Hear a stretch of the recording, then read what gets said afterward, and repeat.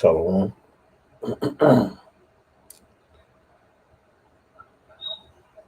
Shalom. All right, shalom, shalom. It's your brother Taza Doc coming back with another lesson. Lord willing, this is edifying to the hope of the elect. Before I do that, I'm going to give all praise, honor, and glory to Yahweh, Bahashim, Yahushua, Bahashim, Kakwadash. Double honors to the apostles and the elders of the great millstone who rule and teach well.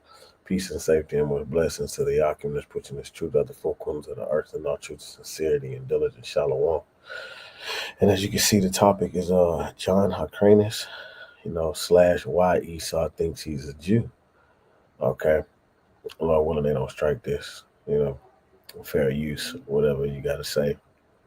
But, here we are, man. We at the end of this thing. We at the end of Esau's rulership because Esau was just another kingdom. Well, Esau, Edom, he was he had to live out his blessing, right? And, the cash cow of this devil's kingdom is, Babylon the Great. All right. And here we are. We at the end of Babylon the Great. All right. And we've woken up. All right. We're woken up because the Lord had did what? Matter of fact, let me make sure that y'all can see this.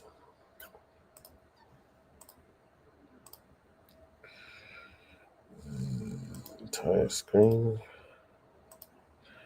All right. So, we've woken up here in these latter days. All right. The Lord has given us the breath of life because it was prophesied in Jeremiah 17 chapter. Jeremiah 17:4. It says,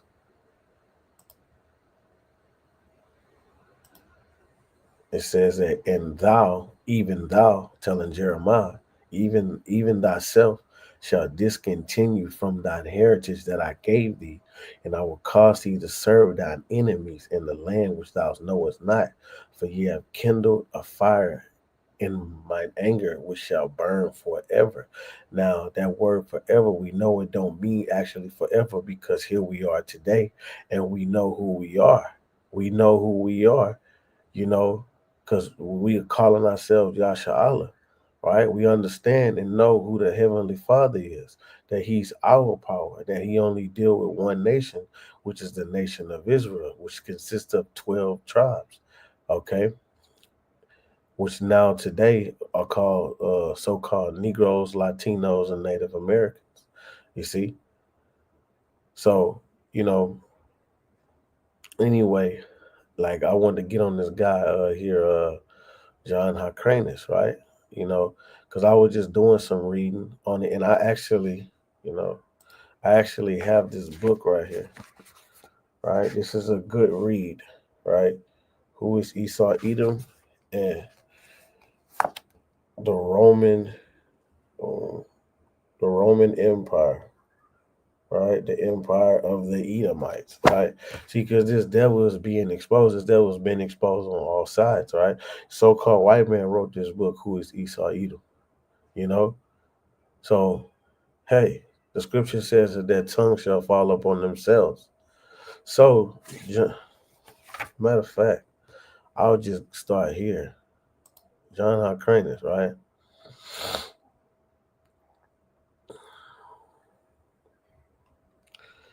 Let's see. All right. Hyrcanus. John Hyrcanus. Josephus, matter of fact, that's what I have right here. Brother should invest in this history book. It says Josephus explains the Jewish war that John, also known as Hyrcanus, but does not explain the reason behind the name.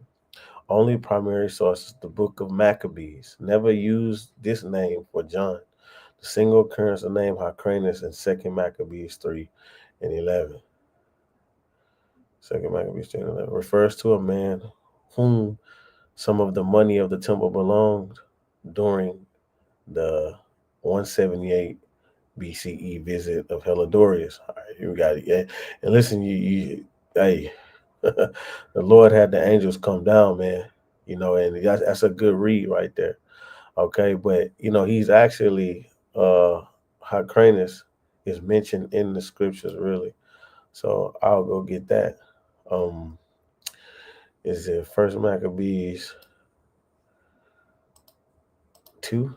Right? So it says, in those days, Mattathias, the son of John, the son of Simon, a priest of the sons of Jorib from Jerusalem, and dwelt in Modin, had 5 sons: Johanan, called Caddius; Simon, called Thaddeus; Judas, who was called Maccabees; Eleazar, who's called Arvin; and Jonathan, who was surnamed uh, Apis.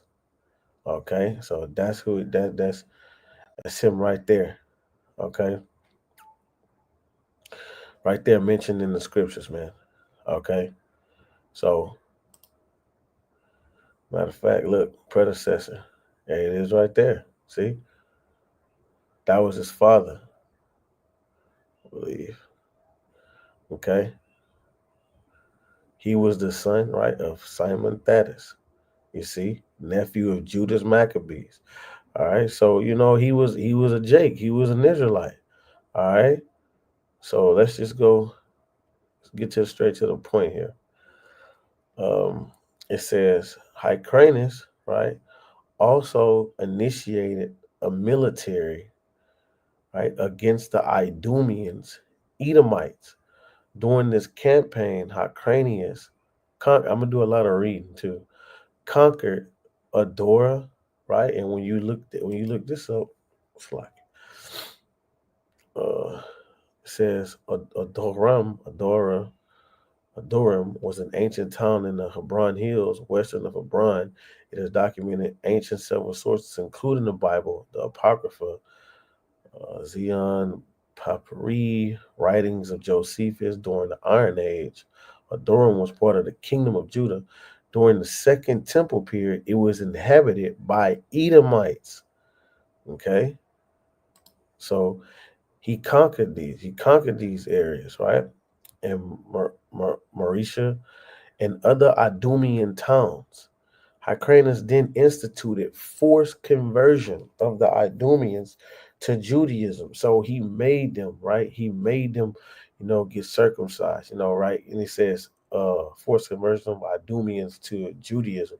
So they didn't become Jews. What they did was, he forced them, to keep customs and practices of the Jews. Okay. This is what he did. He made these Edomites, these so-called white people, keep customs and practices. Okay. Uh, it says this was an unprecedented measure. See, I like to look up words that they use just to give you an idea, like the context what they're saying it in. An earlier president, unprecedented, an earlier event action that is regarded as an example to guide consideration or subsequent similar circumstances. Okay. See, there's a few precedents for this sort of legislation. So it was unprecedented measures for a Judean ruler. It was the first incident, it was the first instant of forced conversion perpetrated by Jews in recorded history. However, some scholars dispute the narrative of forced conversion and believe that it was Edomites peacefully assimilated to Judean society. Not at all. But it says right here, it was the first instance of forced conversion perpetrated by Jews in recorded history, which I don't think that to be true, because when you go to, real quick, when you go to the book of Esther, right?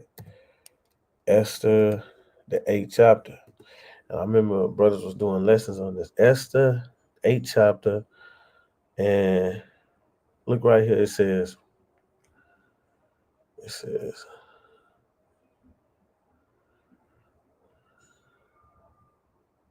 all right, I'm gonna start at 8. I'm gonna read 8. It says, "Write ye also for the Jews." And you gotta remember, you have to read, to understand these accounts that happen in the Bible. All right, with Mordecai and Haman. You see, you gotta go understand what was going on here, and you can go do that on your own. It says, "Write ye also for the Jews, as it liketh you, in the king's name, and seal it with the king's ring.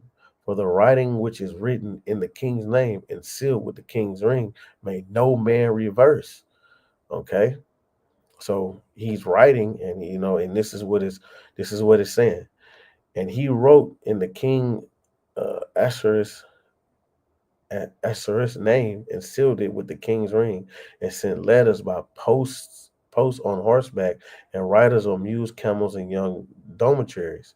Now look what it says: wherein the king granted the Jews which were in every city to gather themselves together to stand for their life, to destroy and slay, and to cause to perish all the power of people and all the power of the people in provinces that would assault them, both little ones and women, and to take a spoil of them for a prey. So it's like y'all can stand up for yourself. He says, destroy, slay, right?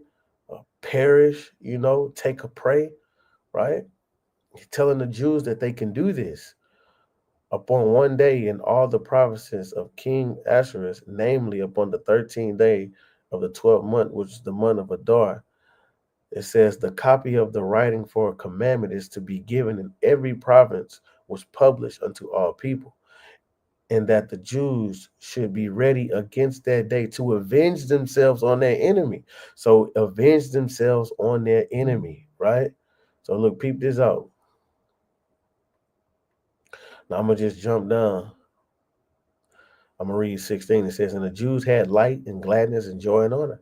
And in every province and in every city, whither so the king's commandment and his decree came, the Jews had joy and gladness and a feast of good day, a feast and a good day. And many of the people of the land became Jews, for the fear of the Jews fell upon them. So they became Jews, not like blood Jews, but they follow customs and practices the same way John Hyrcanus had these Edomites, man. You see? So when it says that it was the first instant of forced conversion perpetrated by the Jews in recorded history, hey, that they went off right there. You know, you got to go to the book of Esther, because that's what happened right there. You see? So that's who John Hyrcanus was. Now, what I am going to do, because these Edomites today, because of this play a big part right here. Because of this plays a big part as to why you got a lot of Edomites that call themselves Jews. All right. So I'm going to read some of this book right here. Who is Esau Edom? Right. This is a good book to have. This is, part of your arsenal, when you're on the line, right? And like I say, this one too. All right, so I'm gonna read. Uh,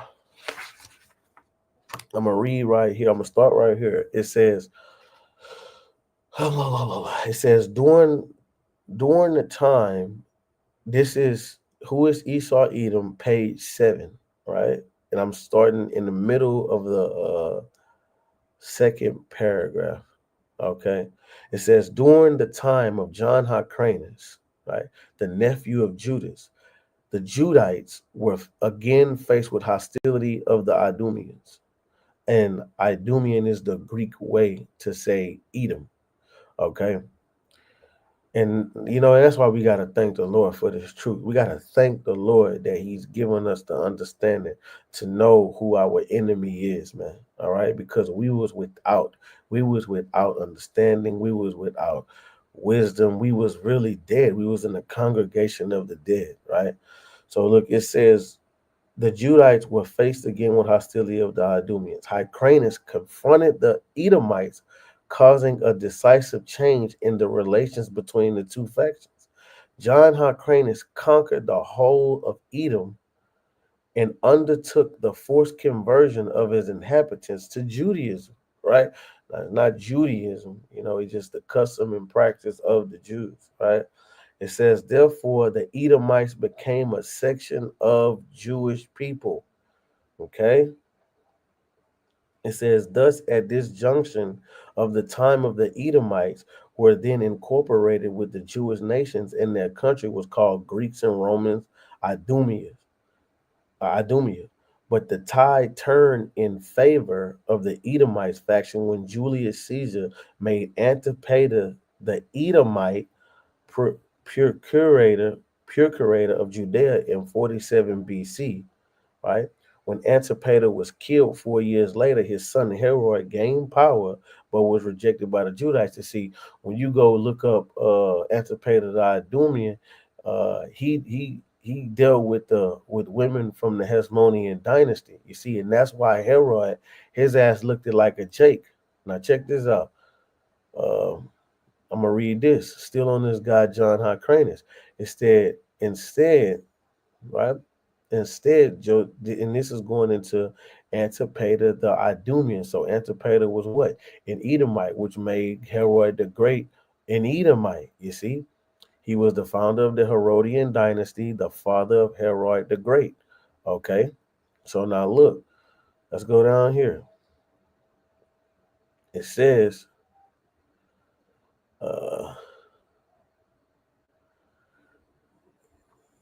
because let me see, let me get to the point that I was looking at.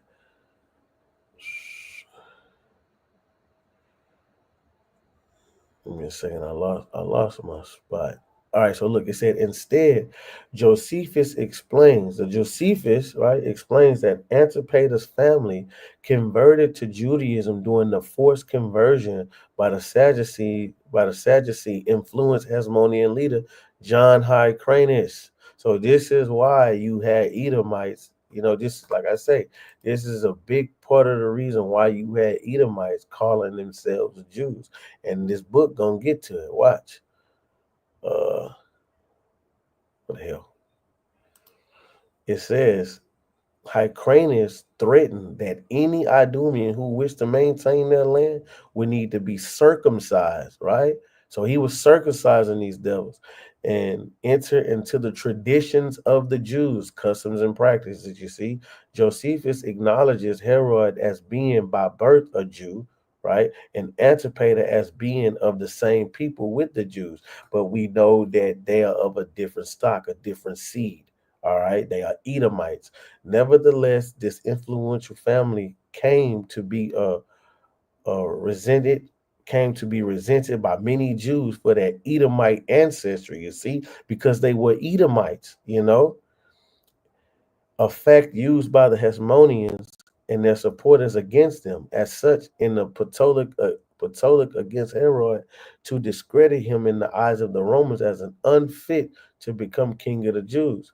Antagonist, the Hasmonean, is quoted by Josephus. Antagonist,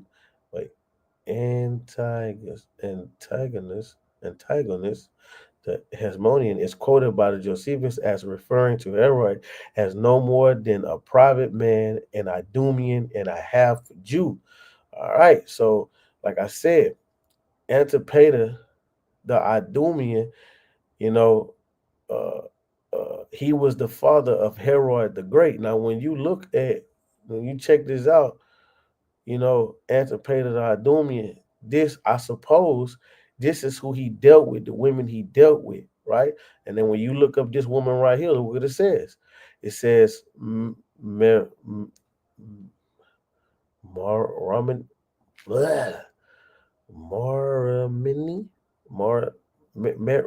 Mariam, the Hasmonean, was a Hasmonean princess and the second wife of Herod the Great. Right, the second wife of Herod the Great. Oh no. Her parents was Alexandria Maccabees and Alexander of Judea, was cousin of both descendants of Alexander Janus, and she was known for. Okay, so hold on. Herod the Great, Roman Jewish client, Herodian. Let's see. Was the third wife of Herod the Great. Okay, so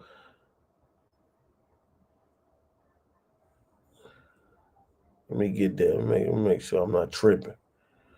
Herod the Great. Defense. Alexander the Great. Second wife of Herod. Okay, so she was the wife of Herod the Great. All right. So, and that's why you had Herod, right? You had Herod in the scriptures. Watch this. Herod. Uh, I want to say that's Matthew 2. This is Matthew 2. It says, now when Yahushua was born in Bethlehem of Judea in the days of Herod the king, behold, there came wise men from the east to Jerusalem, saying, where is he that is born King of the Jews? For we have seen the star in the east and are come up to worship. When Herod the king heard these things, he was troubled, and all Jerusalem with him. Right? So they Herod the king, king. I believe, where is he that is born King of the Jews? I'm not tripping. I know I'm not tripping. It escapes me right now.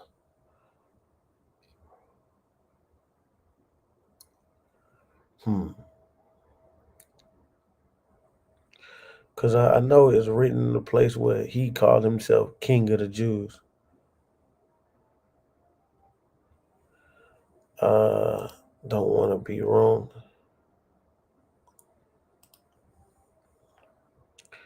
Herod the king was born in Bethlehem. Wait, hold on. Let me see.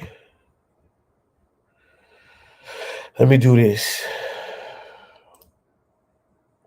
So I was looking at Marcus Aurelius. So Herod, king of Judea. See, he was calling himself King of Judea, right? Herod, King of the Jews. You see, right? That's I know I wasn't tripping, right? So he would call himself King of the Jews. Okay, so let me go back here. All right, so let me look this up right quick. Give me a second, Salaki. I just want to make sure I'm on point. So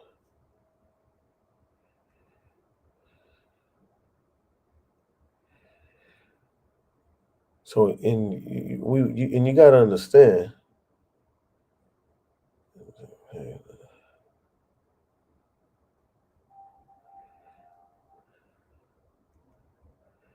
And the Lord has given us this, the internet for us to be able to, you know, look this stuff up.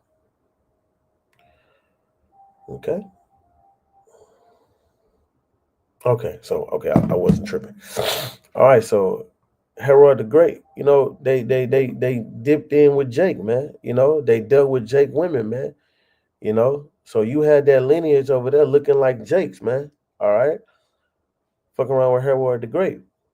All right, which he was an Edomite because his father was Antipater the Idumean. Now, uh, I'm about to get to this now. This is where it get interesting again. It says, remember, I said why Esau thinks he's a Jew. All right, because you got Edomites in that land right now. It's hell bent believing that they are the true, people of that land. All right, so here I'll read this. It says, this is on page 8, and this is the second paragraph. All right. It says Herod even rebuilt the temple as it was in ruins. As it was in ruins from the repeated sieges, part of which Herod was responsible for by his attack upon the city. The temple of the Most High became, in a sense, Herod's temple, right? Because you got to understand, Edomites always been having this God complex, man. We can identify these devils through their characteristics when you deal with the scriptures. We thus find that in the years just before the time of Hamashiach, Judah was controlled by an Edomite faction. You see? So before Hamashiach, before Yahushua, Judea was controlled by an Edomite faction who usurped the Judite name, land, and heritage. Right? We can close the book. This is why they believe that they're the Jews. This is why you got Edomites in that land thinking that they are the people, man, when they don't fit not one part of these curses that's in Deuteronomy, the 28th chapter. Okay? But that was, the Lord put that up on us, man. The Lord put that up on us. Because look, when you just read it right here, First Maccabees 2:12, it says, "And behold, I would I'm gonna say, because it says by the continual sieges, right? The repeated sieges, right? So I'm gonna just read this verse 8. It says, "Her temple is become as a man without glory, and her glorious vessels are carried away." This is whenever they uh these Edomites during the time of Antiochus Epiphany, whenever they did what they did to the temple, right? But it's the same stock. It's Edomites, still within our temple. So this is why I'm bringing this out. It says her temple has become a man without glory. Her glorious vessels are carried away into captivity. Her infants are slain in the street. Her young men with the sword of the enemy. What nation had not got parts of her kingdom and gotten of her spoils? All her ornaments are taken away. Of a free woman she became a bondslave. And behold, our sanctuary, even our beauty, are and our glory is laid waste, and the Gentiles have profaned it. Okay? The Gentiles have profaned it. They have profaned the temple, right? That's why it says that, Edomite fashion, right? Usurp the Judite name, land, and heritage. This is exactly why you had and I did a lesson earlier going into Daniel's 9, and I brought out the fact about the Zealots. See, the Zealots was angry at Rome, usurping authority in, Israel, right? Because they had no respect, for, the customs of the Israelites, man. They was, profaning the temple, man, you know. Anyway, I'm gonna jump down. It says, it says, reading back in this book here, check this out. It says, the land was not the kingdom of Judah, but the nation of Jews, Judeans. Historically, listen to this. Historically, the Edomites became known as Jews, a term derived from Judah, which was derived from the name Judah, Judea, which was derived from the name Judah, being a royal line of Israel, though they were never of Judah or Israel. I'm gonna read that again, man. Historically, the Edomites became known as the Jews, a term derived from Judea, which was derived from the name Judah, being the royal line of Israel, because Judah is the top tribe of the nation of Israel, though they were never of Judah or Israel, right? See? So, what goes to show you, this is why Esau, a lot of them, mainly all of them, think that they are the children of the Most High, man. Think that they're the true Israelites. Now, watch this. Now, watch this. I'm gonna read you. I'm about to start right here where it says the origin of the Jews. Now, let's talk about the origin of the Jews, the modern day Jews, people that call themselves Jews today. Okay, it says the Jews of today fall within two main types: the Sephardic Jews and the Ashkenazi Jews, which you can't be an Ashkenaz and a Jew. That's two different lines, right? You see, they call themselves Ashkenazi Jews because the land that they're in, and the Ashkenaz is modern day Germany, I believe. But check this out. It says the Sephardim are also known as Spanish Jews and constitute about 5% of the Jews in the world. Talking about the people that call them the modern day Jews. The Ashkenazim are the East European Jews, which were found in Poland, Russia, Germany, and Western Asia. This group of Jews make up 90% of the so-called Jews in the world, right? Check this out, man. Okay? So it says they which were found from Poland, Russia, Germany, and Western Asia. Now look, many references in historical sources have unequivocal equivocally identified that the bulk of the Ashkenazi Jews were derived from a people known as Khazars in some texts. The original Jew Encyclopedia of 1905 revealed that the main stock of the Jews came from this Asiatic people known as the Khazars. Now check this out. Check this out. I hope it's still up there, bruh. Uh,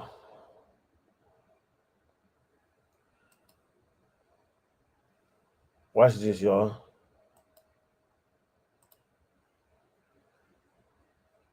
Bang. I got this from Elder Yashawama. Look at that. Romans, Khazars. You know? You see that? And look, it say Romans, Khazars. Now look at this. Just I'm gonna read this from this book. Now look at this book right here. It says the Roman Empire, the empire of the Edomites. Now look, and at the top it says Edomites. Now watch this. I'm gonna read this. I'm gonna read this from uh, page 8. It says, no, page 9. Right in the middle, it says the Romans, right? The Romans. It says the Romans came from Esau, who is Edom, and Italy is the Idumeans, Rome, the Basra of the Hebrew prophets. So it says Romans came from Esau, man. Okay. So, you know, he can't hide nowhere, bro. You've been exposed. You see this? Look at this. All right. So let's go back. Appreciate that, Elder Yashawama. So here we are back in this right here. It says Khazars, a people of Turkish origin whose life and history are interwoven with the very beginnings of the history of Jews of Russia. Okay, historical evidence point to the region of Urals as the home of the Khazars. Now watch this. Watch this. Now this is page 11. Start where it's highlighted at in the middle. It says, as the Khazars left their homeland in Khazaria, they migrated north and west. They lost their name and became known as the Jews.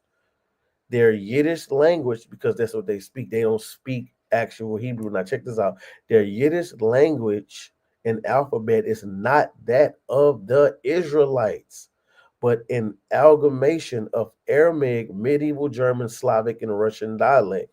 Check this out. The best historical evidence, therefore, shows that the Jews are not the descendants, the modern day Jews are not are not descended directly from the Israelites of the Bible, but derive much of their ancestry from the Khazars and other people of Turkish Asiatic blood. The Khazars are also of Edomite stock, and both stocks make up the present day Jews, as historian H.G. Wells states. The Idumeans, Edomites, were made Jews, and the Turkish people, Khazars, were mainly Jews in South Russia. The main part of Jewry never was in Judah and had never came out of Judah. According to the Jewish Encyclopedia, the original stock of the Khazars came from the land of Edom. Right? So these devils, these Amalekites, these Edomites that are in the land right now, they are not the real Jews. And historical evidence proves it. The curses proves it, man. Right? The prophecy proves it. You see? Because in the scriptures, and I'm gonna get an article. What it is? I know what it's at. That's Zechariah 9. This is Zechariah 9:6. It says, and a bastard in Zechariah 9 is a prophetic chapter, man. Okay. It says, and the bastard shall dwell in Ashdod, and I will cut off the pride of the Philistines. And who's dwelling there now? Who's dwelling in Ashdod right now? You Edomites. Okay. You Edomites are dwelling in Ashdod here. Now,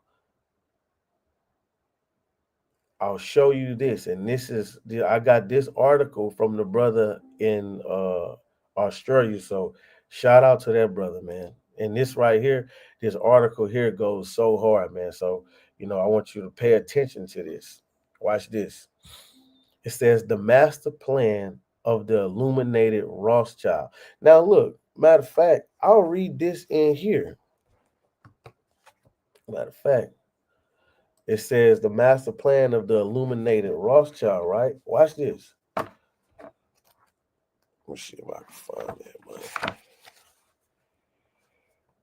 See if I can get that up. See if I can get that up out your E. Boy, E mad because we can read. Oh.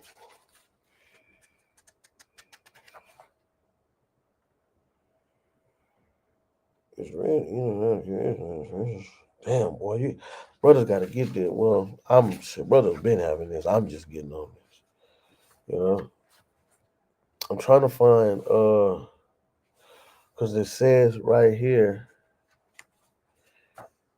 it speaks about the Rothschild in in in here. Matter of fact, for the sake of time, I'll just look it up. And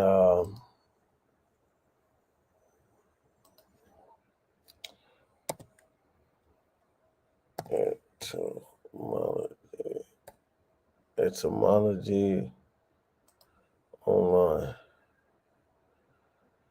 Come on, man. All right, so let's see. Roth. Make sure I spell that right. Ross Child.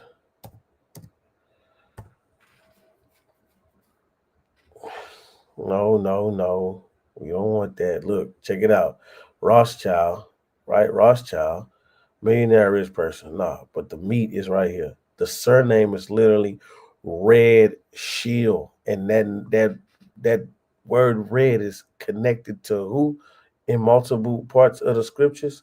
Esau, Edom, man, right? Connected to Esau, Edom. Now, look, check this out. Here we go. Let's go back to the article here. This says, let me get about here now. It says, master plan of illuminated Rothschild. Now, watch this. Check this out.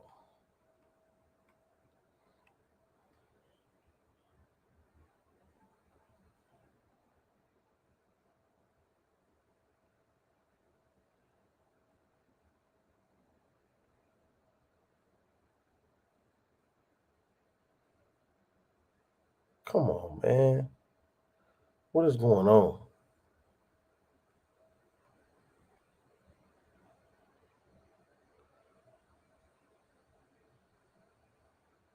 There it is. It says right here. Oh no. See, got all of this shit, man. Unlock this document. Or can I continue for unlock this page? Well, let me just let you do your little ad. And we're gonna read it. No. It says, can you be more specific as the role the Rothschilds play into all of this? Check this out. Well, most people who are into conspiracies, most people who are into conspiracies know Rothschilds are the most powerful family in the world. But you really don't hear about the details relating to how they have set themselves up to be kings of the Jews, which are Edomites, and to usher in the Antichrist. It was the Rothschild who financially backed the nation of Israel so they could eventually set up the throne for the Antichrist in Jerusalem. Going to what?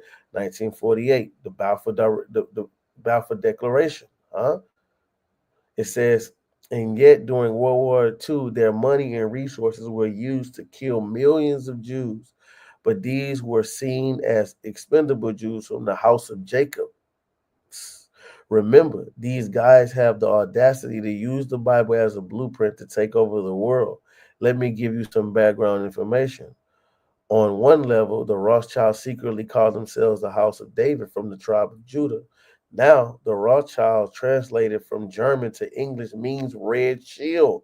You see, during biblical times, the Edomites' fortress was the red rocks of Petra. Esau, the twin brother of Jacob, was described as red and hairy. So, this information fits perfectly with what survivors have been telling me.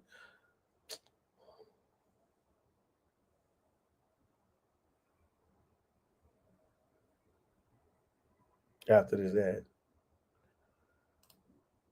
it says that on a deeper level, the Rothschilds are also claiming to be descendants of Esau and thus are really from the house or tribe of Esau.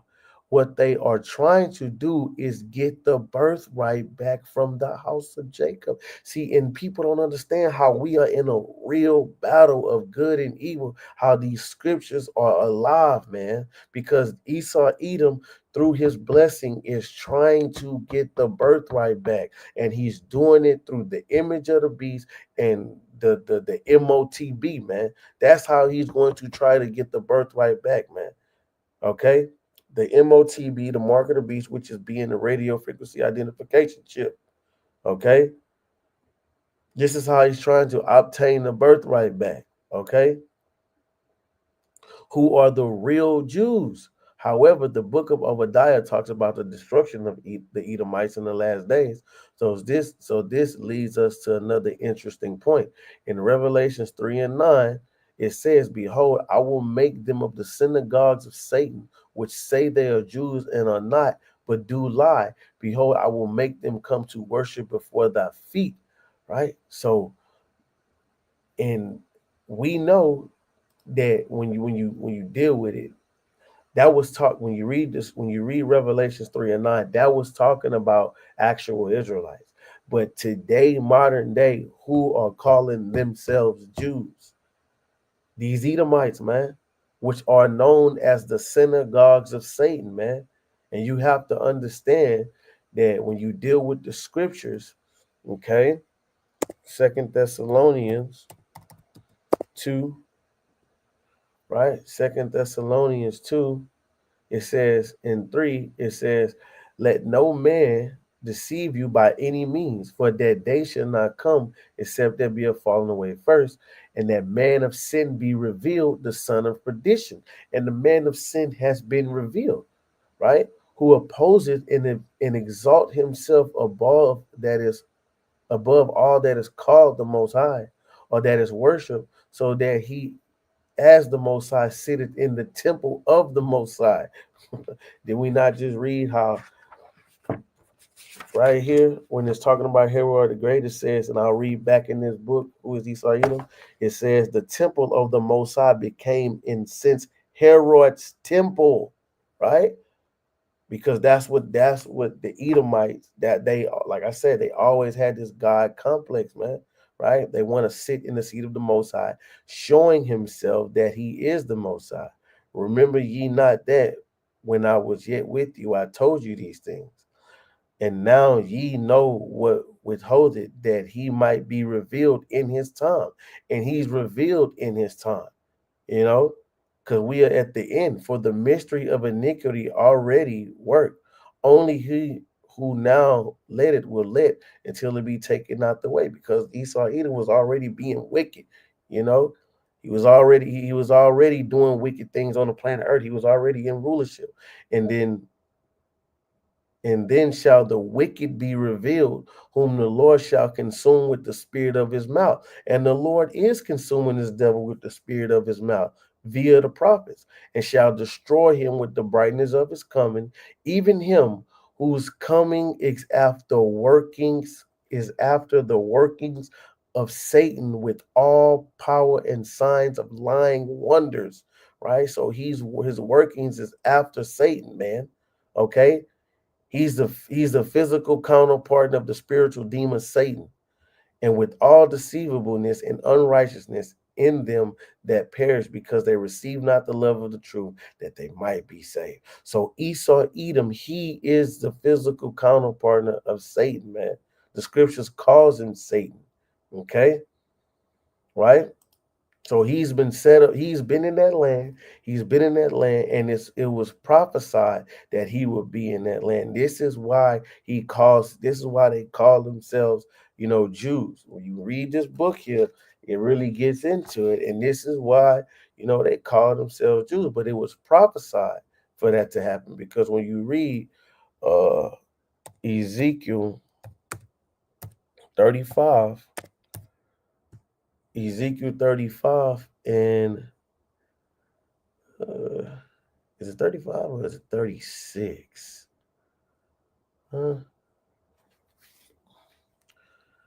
Let's see. Maybe 36. There it is. This is Ezekiel 36 and 2. It says, because thus says the Lord Yahweh, because the enemy has said against you, aha, even the ancient high places are in our possession.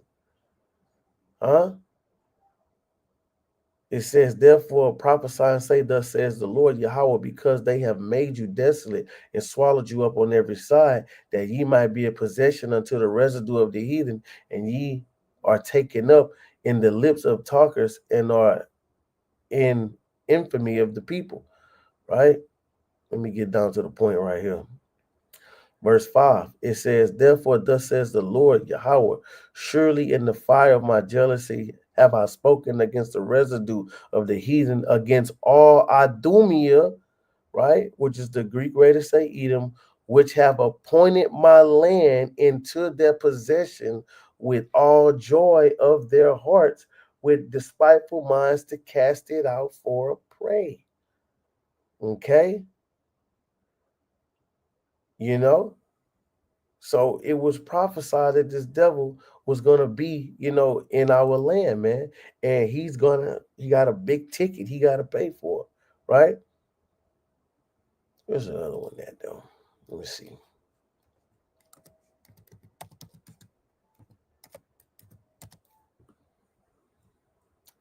Joel. It says, I will also gather Joel 3:2, and I will also gather all nations and will bring them down to the valley of Jehoshaphat. This is where the Lord's gonna, give judgment unto, the nations, and will plead with them there for my people and for my heritage Israel, for they have scattered among the nations part of my land. No, that's not the one I wanted. But yeah, you see, all right, Esau Edom, he's been in that land, right? Look at this. Look at this. It says, read verse 2 again. Thus talking about Idumea, right? Edom. Thus says the Lord Yahweh, because the enemy has said against you, aha, even the ancient high places are ours in possession, right? So this devil has been in our land, and defiling the land too, because the scripture says in the land of righteousness, I believe that's Isaiah 26. Isaiah 26 and 10, it says, let favor be shown to the wicked, yet will he not learn righteousness. In the land of uprightness, he will deal unjustly and will not behold the majesty of the Lord, man.